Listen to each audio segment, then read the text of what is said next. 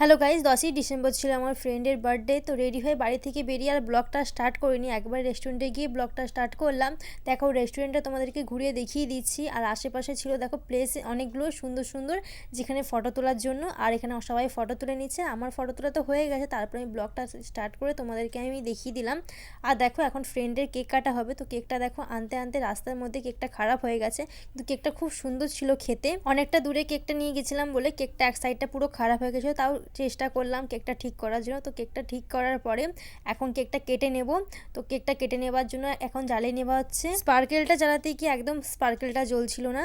তো অনেক চেষ্টা করলাম জ্বালানোর জন্য, কিন্তু কিছুতেই জ্বালানো যাচ্ছিল না, মনে হয় খারাপ হয়ে গেছে। তো ওটা রেখে দিলাম, রেখে দিয়ে এখন কেকটা পিয়া কেটে নেবে। আর তোমার ব্লগটা দেখতে থাকো, আশা করবো খুব ভালো লাগবে। হ্যাপি বার্থডে টু ইউ প্রিয়া। আর এই কদিন ধরে আমাদের এখানে খুব ঠান্ডা পড়েছে, তোমাদের ওখানে ঠান্ডা পড়েছে কিনা আমাকে কমেন্ট করে অবশ্যই জানাবে। পুরো ফাঁকা জায়গার মধ্যে রেস্টুরেন্টটা ছিল, আর এখান থেকে গিয়েছি আর এত ঠান্ডার মধ্যে বসে বসে কাঁপছিলাম আমি, এরকম অবস্থা হয়ে গিয়েছিল।